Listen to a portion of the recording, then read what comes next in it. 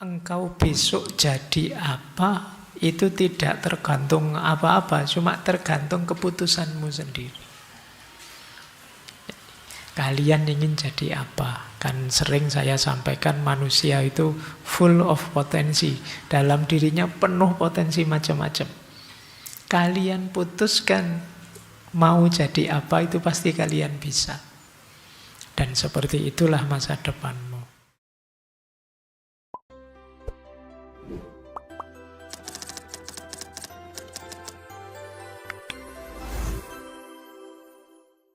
Assalamualaikum warahmatullahi wabarakatuh.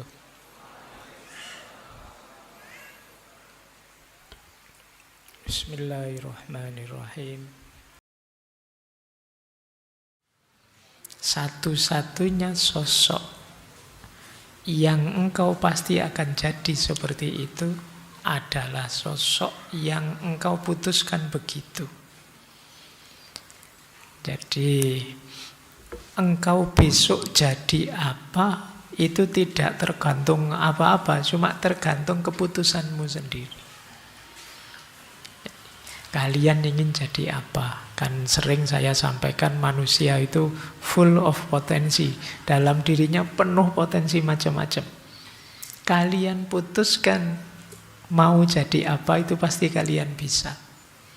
Dan seperti itulah masa depanmu. Itu dari quote ini sebenarnya terasa betapa pentingnya model resolusi tadi. Kalau kamu tidak target dirimu apa-apa, ya kamu tidak jadi apa-apa. Tapi kalau kamu ingin jadi sesuatu, ya seperti itu nanti engkau akan menjadi. Jadi the only person you are destined to become is the person you decide to be. Satu-satunya sosok seperti apa nanti takdirmu, ya seperti itulah keinginanmu. Jadi inginkanlah. Sering saya bilang kelemahannya teman-teman yang masih muda itu biasanya abai tujuan. Hidupnya masih ingin senang saja, ingin nyaman saja. Tujuan bayanganmu nanti kalau sudah tua. Nanti lah kalau sudah dewasa, sudah lulus, sudah nikah, sudah itu baru-baru kamu. Padahal kalau sudah nikah terus kamu merasa wah telat. Sekarang saya sudah sampai di titik ini. Harusnya kemarin-kemarin saya target diriku. Makanya mumpung kalian masih di usia-usia, saya tidak tahu ini usia mahasiswa kan sebagian besar ya. Kalau dari wajahnya masih muda, masih semangat-semangat lah. Meskipun generasi hari ini kan dicitrakan serba pesimis, tapi saya lihat kalian enggak lah ya. Enggak ada bedanya. Optimislah, tetapkan tujuan. Kalian ingin jadi apa? Jangan kalah sama anak TK. Jadi bila perlu kamu tulis besar-besar. Jadi targetku adalah 10 tahun yang akan datang, aku harus jadi orang seperti ini. Nah, seperti itulah nanti kalian akan terbentuk. Baik, di situ pentingnya resolusi. Ditambahi kalimat dari Covey, Stephen Covey. Kata dia, I'm not a product of my circumstances, I'm a product of my decision. Aku bukan produk lingkungan sekelilingku, kata beliau. Aku adalah produk keputusanku sendiri. Kan kita sering menganggap bahwa lingkungan, masyarakat, situasi sekitar itu membentuk diri kita. Tapi kata Covey tidak begitu. Sebenarnya yang lebih vital membentukmu adalah keputusanmu sendiri. Pak, kan lingkungan mempengaruhi kita, Pak. Masyarakat mempengaruhi kita. Iya, masyarakat mempengaruhi kita. Lingkungan mempengaruhi kita. Tapi keputusan kita lah yang menetapkan saya ikut orang-orang. Saya terpengaruh lingkungan atau tidak. Jadi sebenarnya kuncinya di keputusan kita. Maka kalian tidak boleh cengeng kalau merasa salah arah, salah tujuan, terus wah ini lingkungan saya, Pak, masyarakat saya. Tidak. Ya kamu sendiri yang memutuskan tadinya. Wong kamu menolak juga bisa kok. Kamu nawar juga bisa. Tapi kamu milih ikut saja, ya seperti itu nasibmu akhirnya. Maka kata Kafi, aku bukan produk lingkunganku, aku adalah produk keputusanku sendiri terhadap hidupku. Jadi mari kita mulai, kalau bahasa saya ya, membuat resolusi-resolusi semacam ini, itu bagian kita mulai menseriusi hidup. Ayo mulai agak serius, kalian punya tujuan apa, merancang strategi apa untuk mewujudkan tujuan itu, dan lain sebagainya. Ya memang hidup ini penuh, kalau kata Martin Heidegger, faktisitas-faktisitas yang sering tidak terduga. Tapi betapapun demikian, tidak boleh kemudian membuat kita menyerah saja, mengalir saja. Kata Heidegger, tetap kita harus jadi seorang Dasein, seorang manusia yang otentik versi diri kita sendiri. Jadi meskipun mungkin kita ngalami pahit, kekalahan, kejatuhan, tapi kalau itu semula keputusan kita, keinginan kita sendiri, itu rasanya mantep. Daripada sudah ikut-ikutan orang, keliru, jatuh, kalah, itu lebih pahit. Maka putuskan sendiri hidupmu, pilih, dan apapun nanti konsekuensinya, lebih mudah kita menerimanya. Baik, itu ya, itu Coffee. Masih adakah yang saya bawa? Ada Epictetus, Stoik ini ya. Kalau ini sudah ahlinya kalau ngomong tentang tema-tema seperti ini. Kata beliau, first say to yourself what you would be.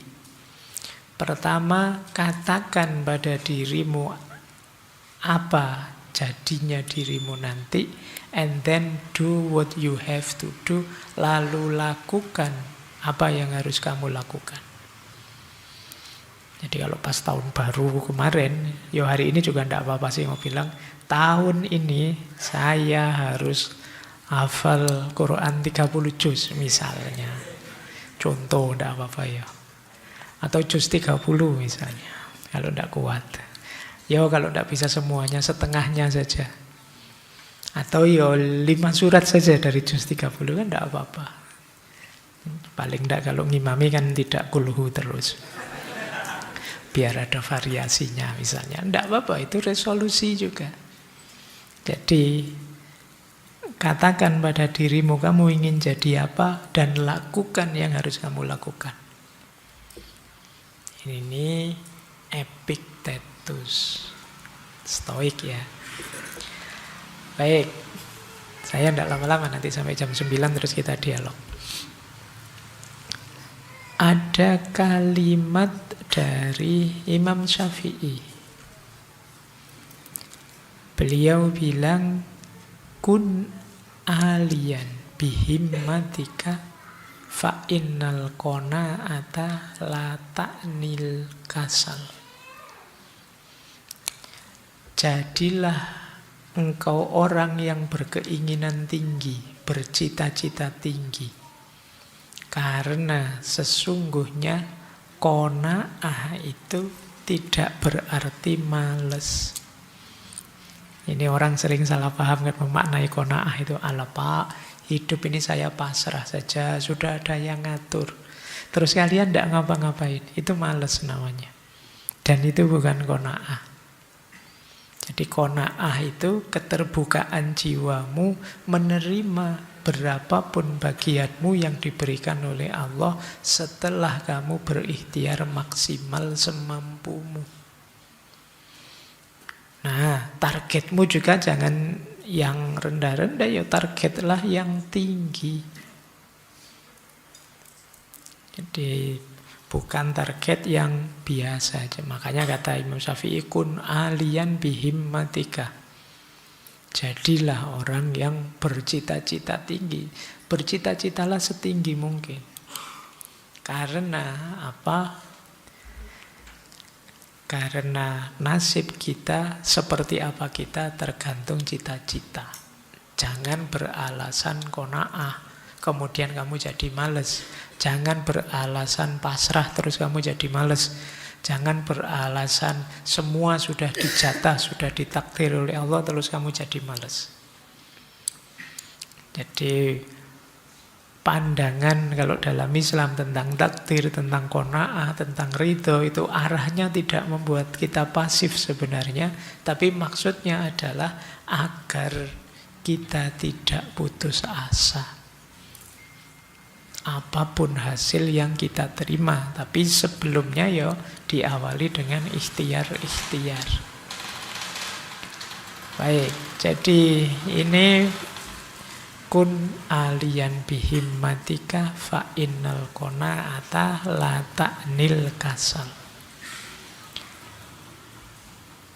Selanjutnya tulisannya hilang jadi tidak usah saja. Ini sebenarnya urusan font ya. Dari Ibnu Qayyim al-Jauzi. Ini arahnya, pikirannya sama seperti Imam Ghazali tadi. Jangan bercita-cita rendah kalau engkau bisa tinggi. Jadi jangan hanya target 10 kalau kamu bisa 100.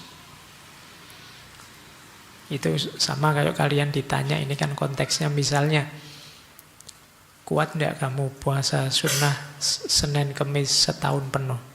Kuat sih, kuat Pak. Berarti kuat, sudah.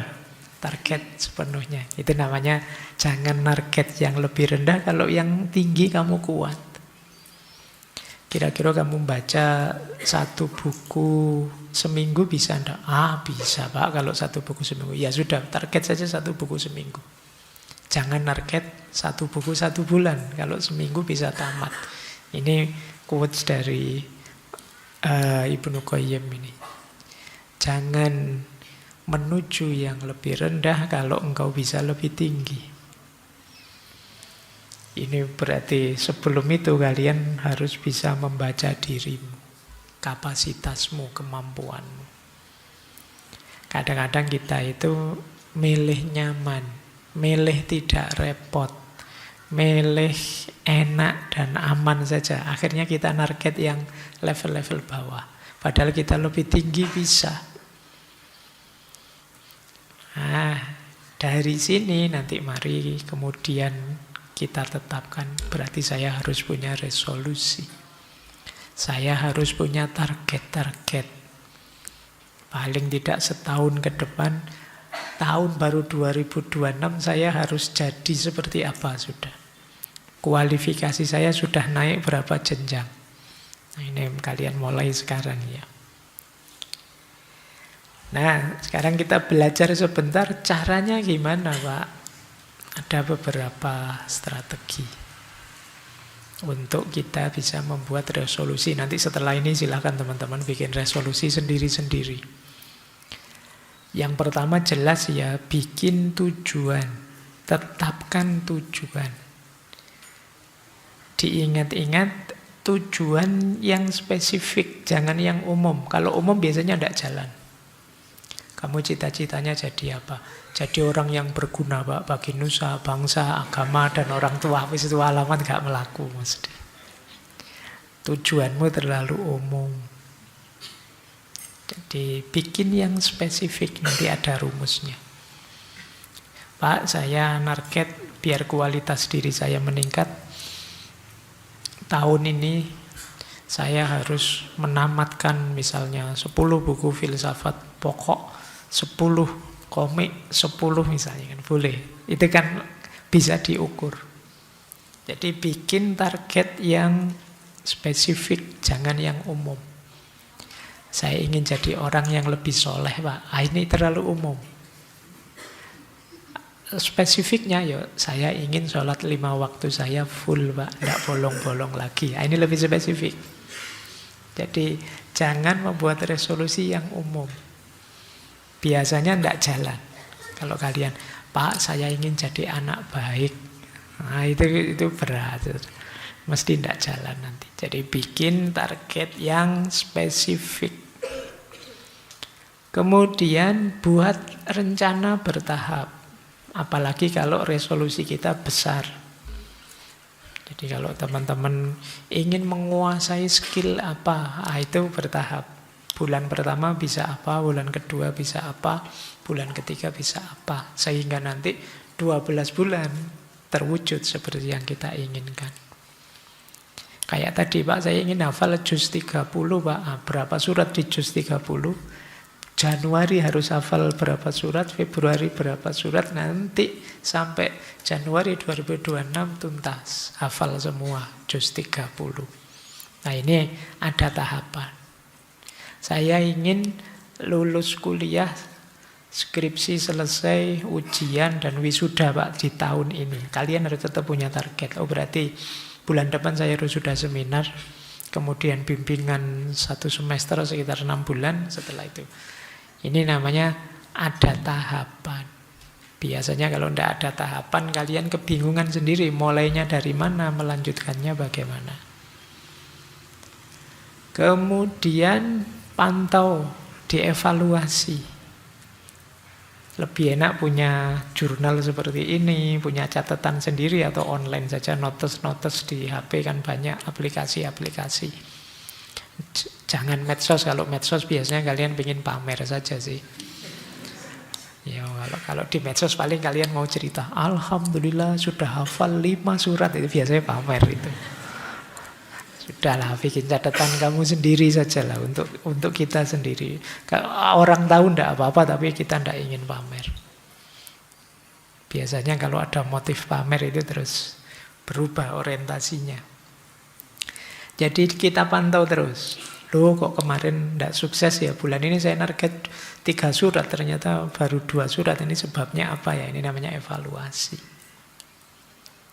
Kemudian motivasi dijaga terus, komitmen, istiqomah.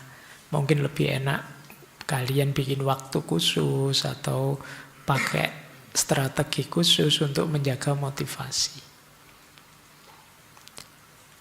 Mungkin saja ada hal tak terduga, situasi luar biasa. Tidak masalah kalau kalian berkompromi, menyesuaikan resolusimu. Pak, tidak disangka ternyata saya pinginnya sih lulusnya setahun depan, ternyata tahun ini sudah diancam DO ya Pak. Terus, nah itu harus diatur lagi. Wah berarti tidak jadi hafalan Qur'annya. Saya pending ya Pak untuk ngurusi skripsi yang tahun ini, boleh. Jadi fleksibel tapi tetap disiplin. Tapi jangan cengeng, jangan manja. Jangan karena alasan sepele, alasan simpel terus resolusi kamu kompromikan. Pak saya sudah target setiap habis Isya menghafalkan tadi Pak. Tapi ternyata pas habis sisa itu ada acara TV favorit ya Pak. Saya itu tidak penting. Kalau yang seperti ini ya kalian jangan berkompromi. Jadi ini fleksibel tapi tetap disiplin. Kemudian rayakan capaian kecil. Rayakan capaian kecil itu alhamdulillah sudah hafal 1 surat. Beri hadiah dirimu. Kalau biasanya di angkringan habis 2, sekarang boleh 3. Untuk diriku khusus. Nah ini memberi reward, memberi hadiah. Ini biasanya nambah kamu semangat. Ya, kalian sendiri yang ngatur ya, reward untuk dirimu apa. Apa nambah jam tidurnya ditambah setengah jam Pak, boleh. Atau apalah gitu. Silakan kamu kasih reward sendiri dirimu. Jadi strateginya seperti ini teman-teman ya. Jadi tidak sekedar pokoknya saya harus begini titik. Jadi, pastikan itu realistis, kemudian bikin tahapan-tahapannya dalam setahun, pantau mungkin dengan catatan, dengan jurnal atau apa. Motivasi dijaga, jangan cengeng.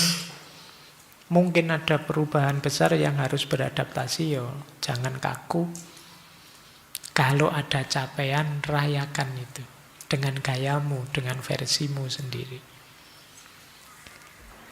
Nah, saya tiba-tiba teringat, mungkin teman-teman pernah mendapat materi ini. Konsep namanya SMART. SMART itu dari Josh T.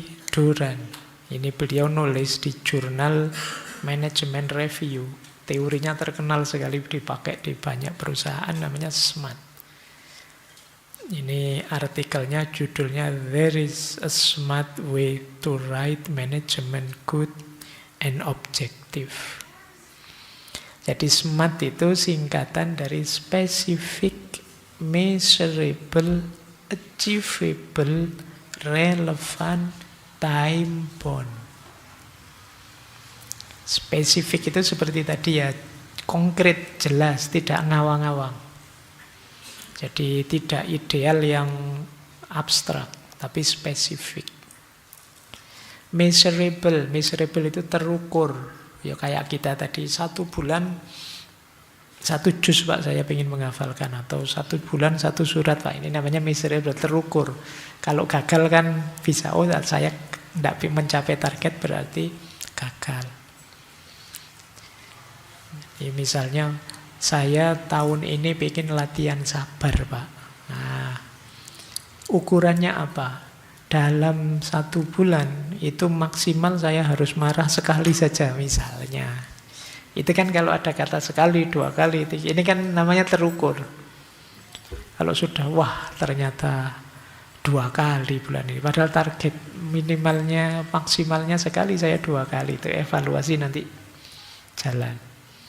Terus perbaikannya seperti apa? Itu measurable. Kemudian achievable. Jangan bikin resolusi yang kalian tidak bisa mencapai.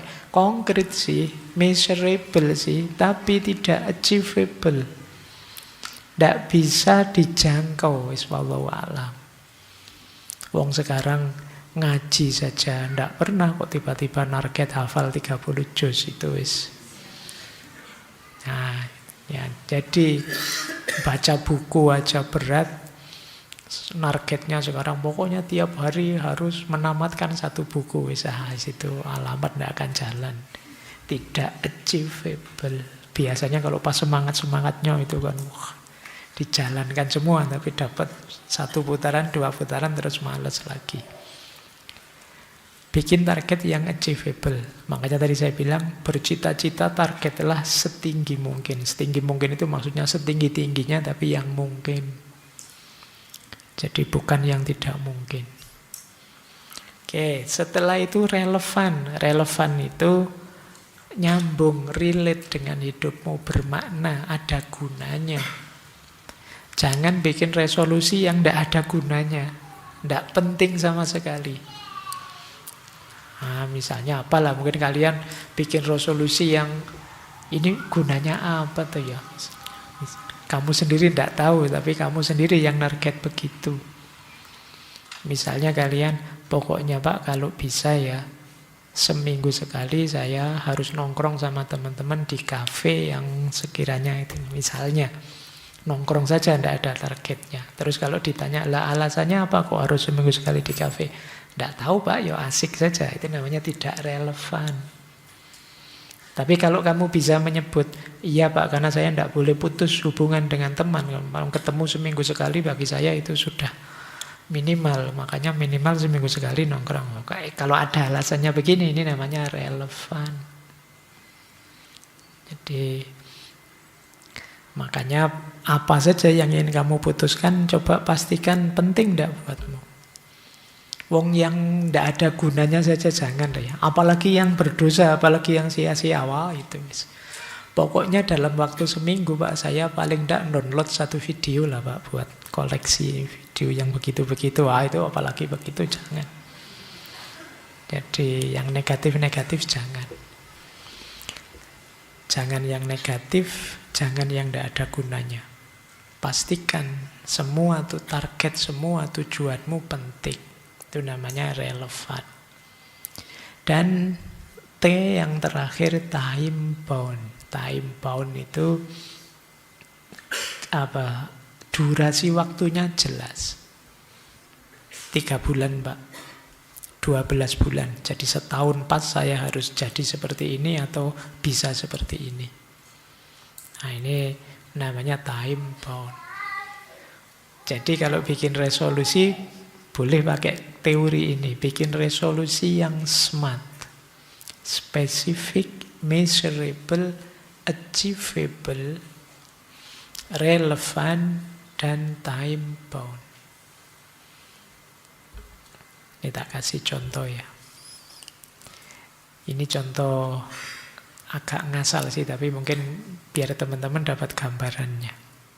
Misalnya, Pak, resolusi saya itu sebenarnya secara umum saya ingin lebih spiritual, ingin lebih dekat dengan Allah. Nah, tapi kalau hanya ini kan kurang spesifik, maka buatlah spesifik. Misalnya kalian buat spesifik begini, saya ingin sholat 5 waktu saya lengkap dan setiap hari ngaji 2 lembar, 2 halaman Al-Quran saja sudah. Nah ini spesifik, namanya kan jelas. Pokoknya sholatnya ndak bolong plus setiap hari ngaji 2 halaman.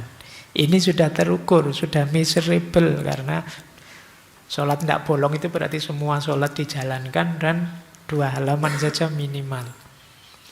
Terus achievable juga, bisa dijangkau. Kan mudah itu kalau cuma 2 halaman kan kalian bisa menyisip-nyisipkan waktu. Di antara mungkin waktu maghrib sama isya atau habis subuh dan lain sebagainya. Itu namanya achievable. Relevan tentu saja karena kita orang beragama. Kedekatan kita dengan Allah itu penting, itu pasti relevan. Dan time bound itu waktunya. Kamu target misalnya 1 tahun, Pak. Dengan strategi spiritual, target saya tambah dekat pada Allah. Terus kamu ngatur langkah-langkah. Nah, yang awal tadi, yang ngaji dan sholat, itu bulan Januari, Pak. Jadi 1 bulan saya membiasakan sholat tidak ketinggalan, kemudian ngaji 2 halaman. Januari. Februari, Maret nambah lagi. Ditambah setelah sholat berdoa atau berzikir. 5 menit saja, nggak banyak-banyak. Tidak hafal ya baca. Tidak bisa baca ya dengerin headset. Yang penting ada zikirnya. 5 menit. Februari, Maret. Nah ini 2 bulan. Jadi, tapi di Februari, Maret sholat 5 waktu dan ngajinya tetap. Sudah lanyah ya ditambahi lagi ada zikirnya. April sampai Juni ditambahi lagi. Kalau ini bukan ibadah yang sifatnya ritual, tapi ibadah sosial. Mungkin sedekah. Mulai tahun ini, nanti bulan April sampai Juni, saya kalau Jumatan terus nyemplungin itu. Kalau kemarin 1.000, sekarang 2.000 misalnya. Nah, ini ibadah sosial target. Terus nanti bulan Juli, Desember kamu target, saya harus ikut kajian-kajian agama minimal dalam 1 bulan 2 kali. Misalnya, ini ya. Ini yang disebut rencana. Jadi nanti di akhir Desember sholatmu lengkap, ada zikirnya, ada ngajinya. Kamu baik secara sosial, ada sedekahnya. Kemudian ilmu agamamu tambah terus. Jadi itu setahun ke depan bulan Januari, kamu sudah jadi orang soleh sudah luar biasa kan? Ya, selangkah-selangkah. Itu yang disebut resolusi. Jadi kelihatannya kan tidak berat, makanya tadi istilahnya achievable, bisa ditempuh sesuai waktunya. Ini bisa kalian pakai untuk apa saja. Jadi kalau ini contohnya agama. Untuk studimu juga boleh, untuk mengupgrade kualifikasi intelektualmu juga boleh. Mungkin yang ingin jadi penulis mulai target untuk punya karya tulis dalam setahun ini, dirancang step-stepnya dan seterusnya. Inilah resolusi namanya. Baik, sebentar lagi ya. Terus, kalau ini tantangan ya, ini yang paling sering ditanyakan kalau orang sudah bikin resolusi. Yang pertama, biasanya banyak yang bermasalah dengan keistiqomahan. Kalau di awal semangatnya tinggi, tapi lama-lama susut, lama-lama turun. Itu ya strateginya bisa. Yang pertama coba teman-teman bikin resolusi memang hal yang sangat penting. Sehingga kalau ditinggal itu rasanya tidak patut, tidak layak. Kayak tadi, sholat 5 waktu itu kan penting sekali. Jadi, wah pingin sih rasanya kok pingin nyaman, kok agak males. Tidak boleh ini, kan harus itu. Jadi memang hal yang berarti. Kemudian boleh juga kita mengingatkan diri terus tentang ini penting loh. Bayangkan nanti kalau sudah sukses kita jadi apa. Proyeksikan diri kita ke sana, itu biasanya tambah semangat. Atau cari circle yang cocok, yang memotivasi. Kamu sudah bagus-bagus bikin rancangan ingin jadi anak soleh, wah teman-temanmu ngaco semua. Tidak bisa diajak kerja sama ini. Lagi orang, wah adzan ini saya mau sholat. Malah sholat nanti saja kan bisa. Kalau kelewatan ya dikodok. Kalau lupa dimaafkan, Allah maaf pengampun, selesai. Jadi terus tambah lama tambah susut. Kamu sudah siap mau ngaji, terus digembosi sama temanmu. Alah, ngaji nggak ngerti artinya saja. Yo, terus kamu jadi susut semangat. Oke ya, maka cari circle, cari teman yang bisa mendukung. Itu biasanya menguatkan. Yang kadang-kadang kalau kamu mau susut semangatmu, justru dia yang mengingatkan. Terus ada juga yang gelisah karena banyak distraksi, terganggu oleh rutinitas sehari-hari. Nah, maunya istiqomah tapi kok ada ini ada gangguan ini, ada gangguan itu, ada distraksi ini, distraksi itu. Akan lebih mudah kalau untuk hal-hal yang kalian bikin resolusi, kalian sediakan waktu khusus. Sekiranya tidak terganggu. Misalnya kalian tadi yang target pinter nulis. Jadi setiap hari harus menulis misalnya minimal 1 halaman. Nah ini kalian cari waktu yang sekiranya tidak terganggu. Misalnya habis sholat subuh. Atau sebelum tidur sebentar. Ini kan biasanya tidak terganggu sudah. Tapi kalau kalian nyari waktunya campur dengan kegiatan yang lain di samping apa biasanya sulit. Jadi boleh untuk yang kalian bikin resolusi itu yang memang itu targetmu, beri alokasi waktu khusus. Boleh nyari alat bantu banyak lah sekarang yang jurnal lah, aplikasi lah untuk mengingatkan. Saatnya ngaji, saatnya nulis itu alarm gampang lah. HP-mu semua ada alarmnya mengingatkan. Kemudian banyak juga yang mundur karena gagal. Waduh Pak, ini saya sudah gagal ini bulan ini sholatnya bolong 5. Berarti tidak lanjut ya? Lah ya tidak begitu. Ya. Jadi kegagalan kecil bukan berarti terus kamu menyerah di tengah jalan. Kan teorinya gagal itu proses belajar. Wah bulan ini bolong 5. Kalau bisa ya bulan depan tidak lebih 5 lah, kalau bisa 3 itu meningkat. Kemarin bolong itu karena apa sih? Bulan depan harus dihindari ini yang membuat bolong. Nah, ini namanya belajar dari kegagalan. Kalau memang gagal ya dimulai lagi, diulang lagi. Ini strateginya. Kadang-kadang kita gagal kecil kita jadikan alasan untuk berhenti. Misalnya kalian target nulis misalnya, dikritik temenmu sedikit terus, berarti saya memang tidak bakat nulis terus selesai. Tidak begitu. Ya kegagalan itu berarti tanda untuk kita memperbaiki diri. Kalau temenmu kritik, ya baiknya bagaimana kemudian. Terus kamu tutupi, kamu atasi kekuranganmu.